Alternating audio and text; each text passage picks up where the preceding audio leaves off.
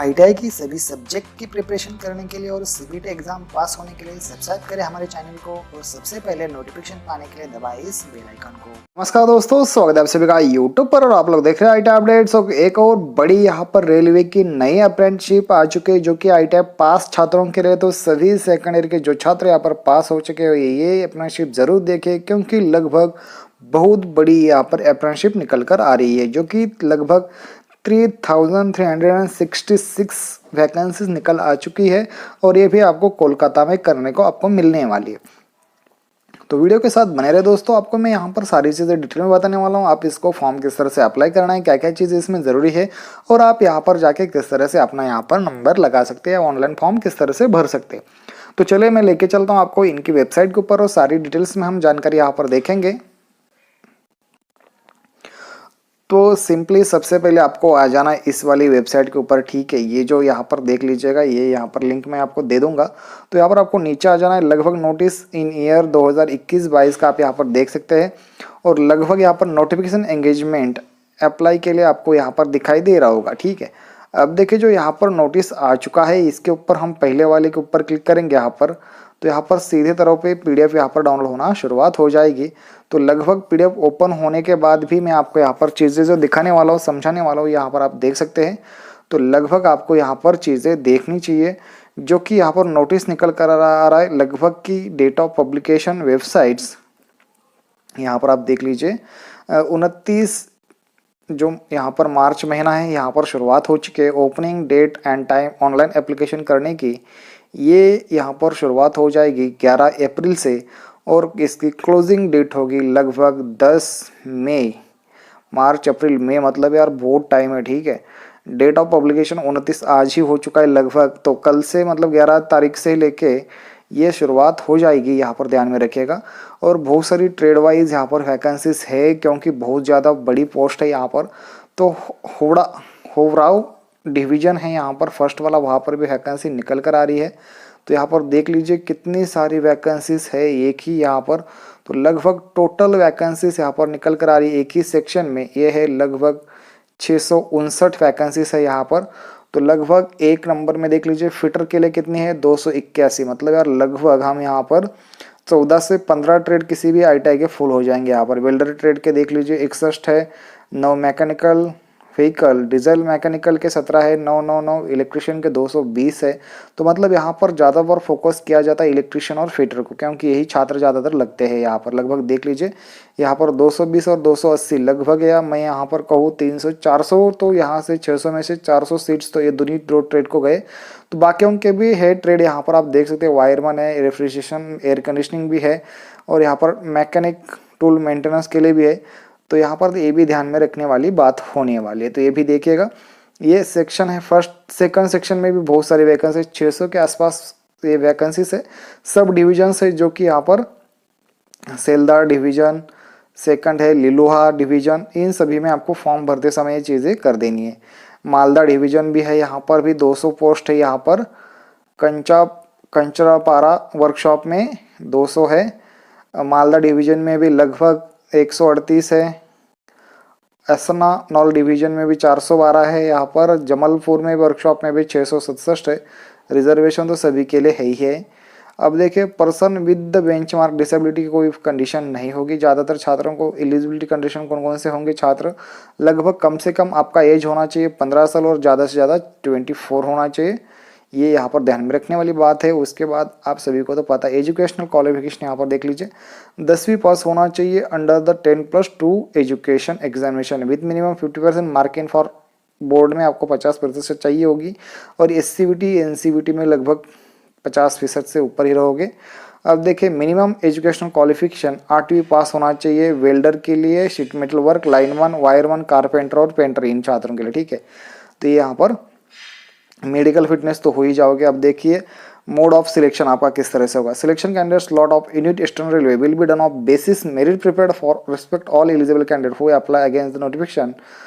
Merit list trade wise unit wise will be prepared on the basis of data filled by candidates in the online form. If any candidate fill up the wrong details, then his or her candidate will be cancelled as soon as the discrepancy comes in the notice of the railway administration. ये आप गलत कुछ information मत डाल के भरिएगा, क्योंकि आप यहाँ पर रिजेक्ट हो जाओगे। Select document verification will be on the basis of average of mark के ऊपर ही आपका एवरेज बेसिस होगा। गाइज मैं आपको सीधे तौर पर बता रहा हूँ, इन्होंने मार्क भी यहाँ पर दिखाए हुए हैं, यहाँ पर देख लीजिए। अगर कैंडिडेट सिक्योर करता है 80.58 marks in matriculation and 91.68 marks in ITI, then marks consider for selection. एक छेद मतलब इनका मिला के इनको डिवाइड कर देना 2 से, तो आ जाने मेरिट आपका इतना सा बन जाता है 86.13 का। तो इतने अगर परसेंट, अगर मैं सीधे तौर पर बोलता हूँ, अगर आपको 10वीं में 60% है, ठीक है, तो गाइज आपको 80% मिलते ITI में, ठीक है। तो ये क्या करते हैं, 60 + 80 मिला के इसको डिवाइड करते हैं 2 से, तो मतलब आपके परसेंटेज कितना हो गया, यहाँ पर 30 पकड़ी, इसके आधा, इससे इसका आधा पकड़ीजिए 40, लगभग आपका हो गया परसेंटेज यहाँ पर 70% हो जाता है इसमें से, ठीक है। तो ये यहाँ पर लगभग यही चल रहा है, ये ध्यान में रखेगा। तो यही परसेंटेज और यही मेरिट लगने वाला है, ये 8वीं पास के लिए, ठीक है, ठीक है, ये भी ध्यान में रखेगा। यहाँ पर वो चीज़ नहीं काउंट करी गई है, लेकिन यार लगभग वही भी दिखाई दे रहा है, यहाँ पर वही चीज़ है, कुछ गलत नहीं है ज़्यादा से ज़्यादा। उसके बाद वो कोई नोटिफिकेशन नहीं है, 1.5 टाइम छात्रों को यहाँ पर नोटिस किया जाएगा, मतलब कि 1.5 गुना छात्रों को यहाँ पर नोटिस किया जाएगा। और आपकी जो वेबसाइट है ना, ये यहाँ से देख लीजिए, कैंडिडेट रिक्वायर्ड अप्लाई मोड, इस वाली वेबसाइट से आप अप्लाई कर सकते हो, www.rrcer.com।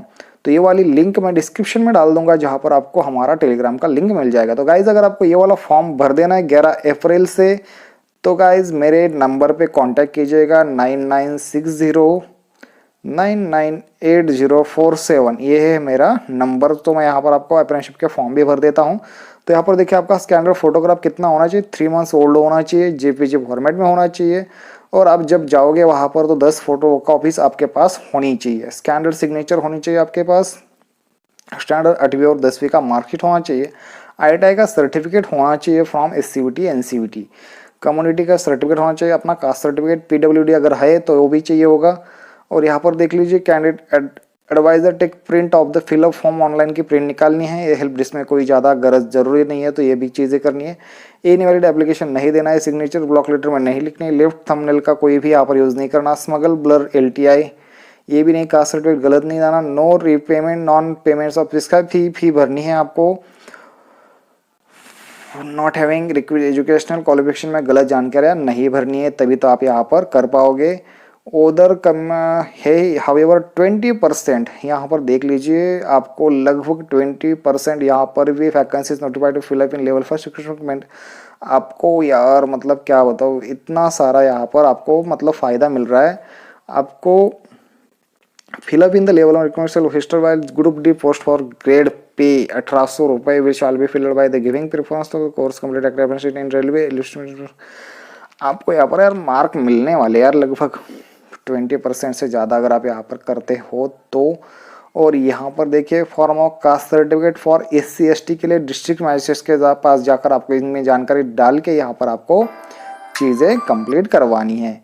तो उसके बाद देखेंगे नीचे form of certificate producer by the other backward classes OBC वालों के लिए, ये वाले फॉर्म प्रिंट करके डिक्लेरेशन होता है, ये आपको पूरा करना पड़ता है।